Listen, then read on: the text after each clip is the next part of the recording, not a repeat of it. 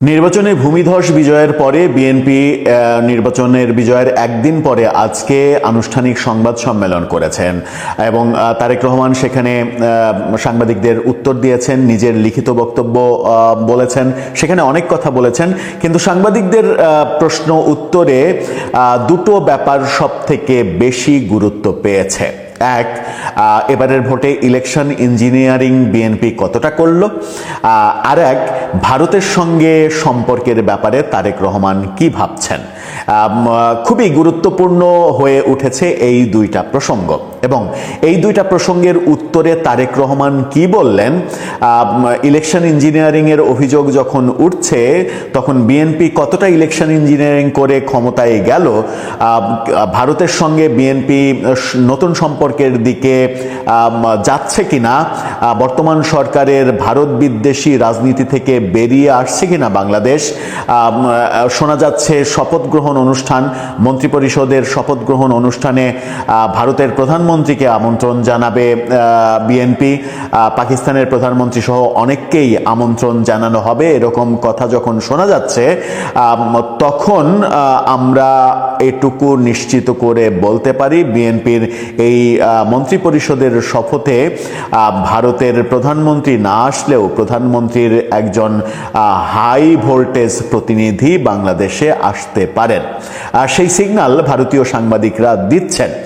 সেই প্রেক্ষাপটে ভারতের সঙ্গে সম্পর্কটা আরও বেশি গুরুত্বপূর্ণ হয়ে উঠছে। চলুন একটু জেনে দেখি ভারতের সঙ্গে সম্পর্ক এবং ইলেকশন ইঞ্জিনিয়ারিং এই ব্যাপারে বিএনপির ভাবনা কি, আর সংবাদ সম্মেলনে অন্য গুরুত্বপূর্ণ দু একটি কথা কি উঠে আসলো। থাকবেন দর্শক। বলছিলাম বিজয়ের পরে বিএনপির প্রথম সংবাদ সম্মেলন এবং সংবাদ সম্মেলন ফেস করলেন তারেক রহমান, সাথে সিনিয়র নেতাদের মঞ্চে তিনি রাখলেন। এটা একটা সৌন্দর্যের দিক ছিল যে বিএনপির টপ সিনিয়র নেতাদের তিনি মঞ্চে রেখেছিলেন। সেটা মানে একটু ভালো, মানে চোখে ভালো লাগার মতো ব্যাপার ছিল যে তারেক রহমান বিএনপির সিনিয়র নেতাদের সুসময়েও ভুলে যাননি। এই সংবাদ সম্মেলনে লিখিত বক্তব্যে তারেক রহমান অনেক কিছু বললেন, নেতাকর্মীদের সারা দেশে শান্ত থাকার কথা বললেন। এরই মাঝে অভিযোগ উঠেছে সারা দেশে এনসিপি জামাত প্রচুর অভিযোগ করছে, তাদের উপরে আক্রমণ হচ্ছে। সেই ক্ষণে তারেক রহমান নেতাকর্মীদের শান্ত থাকতে বললেন। তিনি বললেন যে এই কারণে আমি কোনো বিজয় মিছিল যেন কেউ না করে সেই ব্যাপারটাও বলেছি। তার মতো করে তিনি এই বিজয়টাকে বর্ণনা করেছেন। কিন্তু এখানে সব থেকে মুখ্য ব্যাপার হয়ে উঠেছে দুইটা প্রশ্ন, যেটা ওই ইন্ট্রোতেই বলেছি যে ইলেকশন ইঞ্জিনিয়ারিং এবং ভারতের সঙ্গে সম্পর্ক। ইলেকশন ইঞ্জিনিয়ারিং ব্যাপারে যে প্রশ্নটা এসেছে সেই প্রশ্নটা এসেছে মূলত প্রবাসী সাংবাদিক খালেদ মুহিউদ্দিন, যিনি এই মুহূর্তে ঠিকানায় খালেদ মুহিউদ্দিন অনুষ্ঠানের মাধ্যমে আমেরিকা থেকে বেশ জনপ্রিয়তা পেয়েছেন। আগে থেকেই তিনি জনপ্রিয়। সেই খালেদ মুহিউদ্দিন এই সংবাদ সম্মেলনে উপস্থিত ছিলেন এবং সেখানে তিনি দুইটা প্রশ্ন করেছেন। রাজনীতি কতটা কঠিন, এই বিজয় কতটা কঠিন ছিল, এরকম প্রশ্ন যেমন করেছেন, তেমনি তিনি বলছেন যে ইলেকশন ইঞ্জিনিয়ারিং এর ব্যাপার কথা উঠেছে। এবারের নির্বাচনে বিএনপি কতটা ইলেকশন ইঞ্জিনিয়ারিং করেছে, ইলেকশন ইঞ্জিনিয়ারিং করে বিএনপি কতটা এই নির্বাচনকে প্রভাবিত করেছে, এরকম প্রশ্ন করেছেন। এবং প্রশ্নের উত্তরে তারেক রহমান যেটা বলেছেন, কালের কণ্ঠের এই শিরোনামটা দেখে নিন তাহলেই বুঝতে পারবেন। সেখানে বলা হচ্ছে জনগণকে কনভিন্স করাই আমাদের ইলেকশন ইঞ্জিনিয়ারিং। তারেক রহমান অর্থাৎ মানে তারেক রহমান মানে আগের চাইতে মানে 2007-এ তিনি যখন লন্ডনে চলে যান সেই তারেক রহমান আর 2026-এর তারেক রহমানের মধ্যে যে একটা বড় পার্থক্য তৈরি হয়েছে, আমার মনে হয় যে খালেদ মুহিউদ্দিনের মতো জাদ্রেল একজন সাংবাদিকের ছুড়ে দেওয়া তির্যক প্রশ্নে একেবারে গুগলি বলে, মানে লেগ স্পিনারদের সব থেকে বড় অস্ত্র হচ্ছে গুগলি। গুগলিতে তিনি বিভ্রান্ত হননি। খালেদ মুহিউদ্দিনের ছোড়া গুগলি খুবই ভালো রক্ষণাত্মক ডিফেন্সিভ শট খেলেছেন এবং সেই শটে তিনি মানে একটা সিঙ্গেল রানও তুলে নিয়েছেন। অর্থাৎ গুগলি তাকে পরাস্তও করতে পারেনি, আবার তিনি মানে সুন্দর একটা ড্রাইভ দিয়ে একটা সিঙ্গেল রানও দলের স্ট্রাইক রোটেটের কারণ মানে ব্যাপারটা তিনি অব্যাহত রেখেছেন। মনে হয়েছে যে খুবই কূটনীতিবিদের মতো, খুবই ঝানু কূটনীতিবিদের মতো তিনি উত্তর দিয়েছেন। কারণ ইলেকশন ইঞ্জিনিয়ারিং এর প্রশ্ন চতুর্দিকে উঠছে। জামাত থেকে অভিযোগ করা হচ্ছে, এনসিপির নাহিদ ইসলাম, যাকে এনসিপির নেতারা গণতন্ত্রের ইমাম বলেন, সেই গণতন্ত্রের ইমাম অভিযোগ করেছেন 10% ভোট কারচুপি হয়েছে। তো ইমাম সাহেব যখন বলেন 10% ভোট কারচুপি হয়েছে, সেহেতু সেটা তো আমলে নিতেই হবে। আমলে নিয়েছেনও খালেদ মহিউদ্দিন, এবং তিনি ছুড়ে দিয়েছেন প্রশ্ন বিএনপি কতটা ইলেকশন ইঞ্জিনিয়ারিং করলো। জবাবে তিনি বলেছেন যে এই মানে ভোটে জনগণকে আমাদের পক্ষে আনা, জনগণকে কনভিন্স করা, জনগণকে আমাদের যে অঙ্গীকার, আমাদের যে কর্মপরিকল্পনা সেগুলো বোঝানো এবং আমাদের দলের প্রতি আস্থা তৈরি করা, জনগণকে কনভিন্স করা, এটাই হচ্ছে আমাদের ইলেকশন ইঞ্জিনিয়ারিং। জনগণকে কনভিন্স করার মাধ্যমেই আমরা ইলেকশন ইঞ্জিনিয়ারিং করেছি এবং সেই ইঞ্জিনিয়ারিং করে আমরা জিতেছি। আমার মনে হয়েছে তারেক রহমানের স্বদেশ প্রত্যাবর্তনের পরে সব থেকে ভালো একটা ডিফেন্সিভ শট রাজনীতির মাঠে দেখা গেল।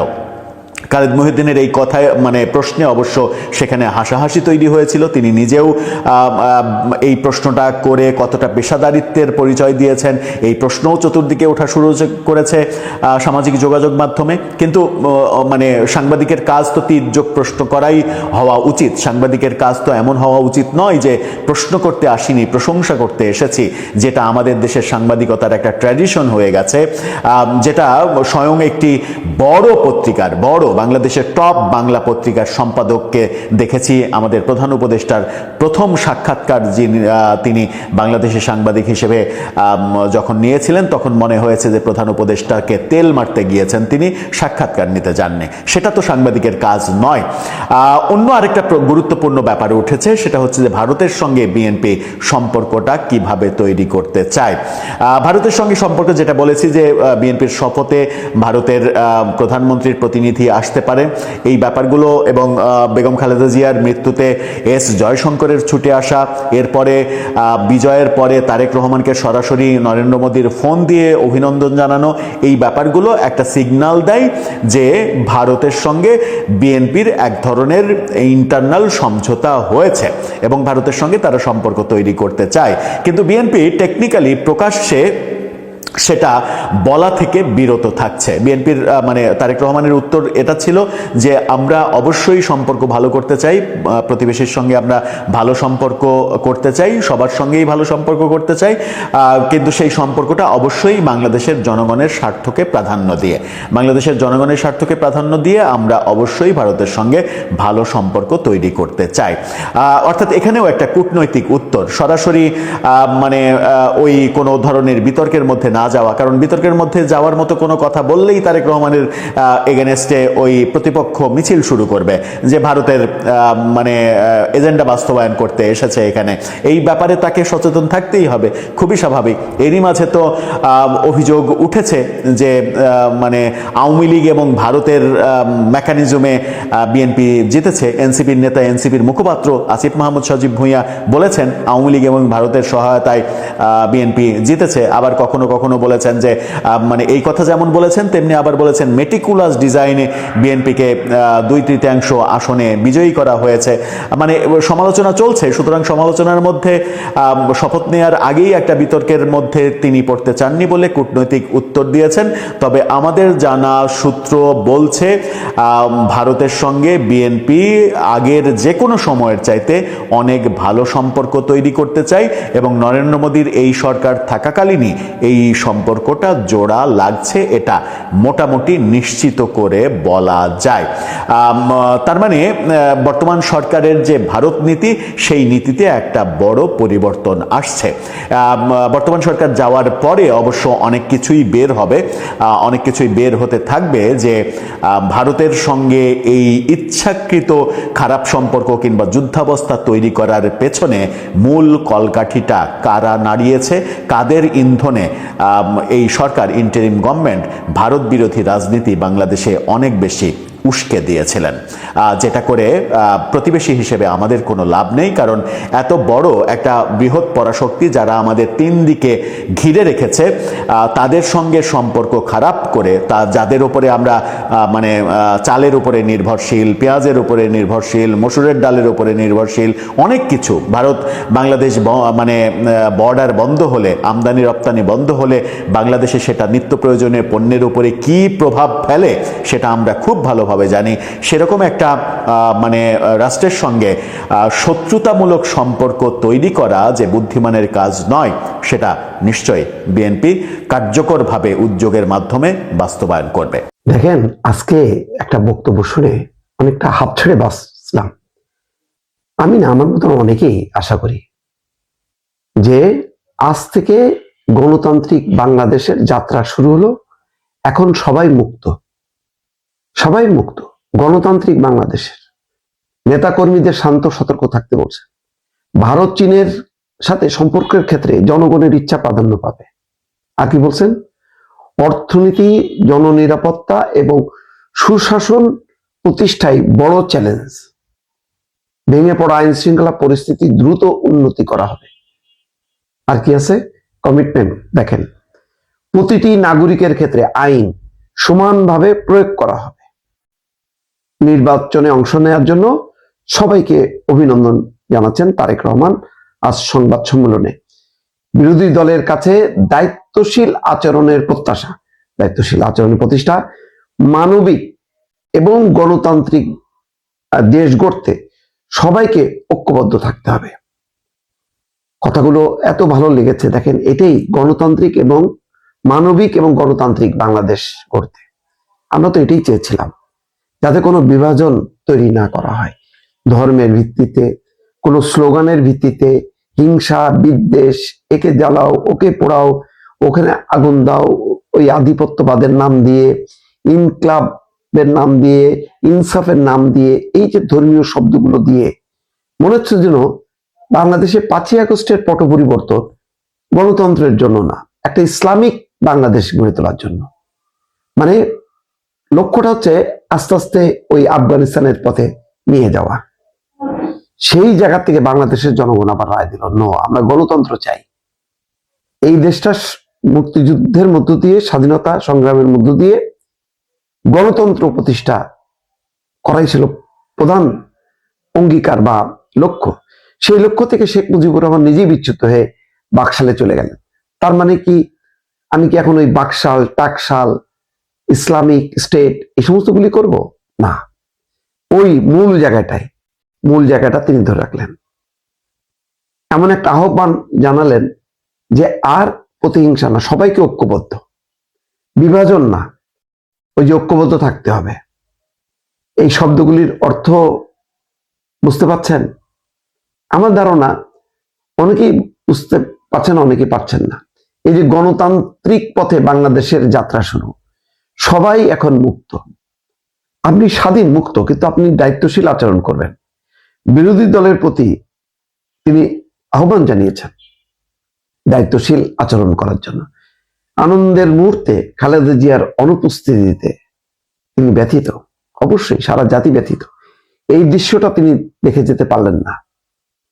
এই ক্ষতটা বা এই শোকটা আমার ধারণা যে তারেক রহমানকে শক্তিতে রূপান্তর করবে। এই যে মা দেখে যেতে পারলো না, কবরে শুয়ে এখন তিনি দেখবেন ছেলে কেমন বাংলাদেশ গড়ে। এটা হয়তো তার মনের মধ্যে একটা জেদ এবং আকাঙ্ক্ষা কাজ করবে। একটা অতৃপ্তি থাকলে আপনি ওটা পূরণের জন্য চেষ্টা করবেন। সব পেয়ে গেলে কিন্তু আপনি হাল ছেড়ে দেবেন, আপনি সতর্ক থাকবেন না। তখন কুচক্রীরা পরিস্থিতিটা ঘোলা করবে। কারণ বাংলাদেশ, আবারও বলি, গণতান্ত্রিক বাংলাদেশ, ঐক্যের বাংলাদেশ, অসাম্প্রদায়িক বাংলাদেশ। কিন্তু অনেকে এটাকে কাটতে চায়, ইসলামের নামে, জঙ্গিত্বের নামে, হিন্দুত্বের নামে কাটতে চায়। ভারতে যেভাবে কাটাকাটি চলছে, বাংলাদেশ সেটা হবে না। বাংলাদেশ হবে একটা আদর্শিক রাষ্ট্র। সেই কথাই কিন্তু তিনি আজকে বলছেন যে কোনো বিভাজন এখানে ঠাঁই পাবে না। সে কথাই বলছেন, জাতীয় ঐক্য আমাদের শক্তি, বিভাজন দুর্বলতা। জাতীয় ঐক্য হবে শক্তি, আর বিভাজনটা হচ্ছে দুর্বলতা, বিভাজন রাখা যাবে না। এই যে গত 17 বছরে ধরেন শেখ হাসিনার বিরুদ্ধে আন্দোলনে দল মত নির্বিশেষে সমস্ত জনতা অংশ নিয়েছে, কিন্তু তারপরে আমরা কি দেখলাম? মাজারে, দরগা শরীফে শতাধিক হামলা হয়েছে। এটা ঐক্য?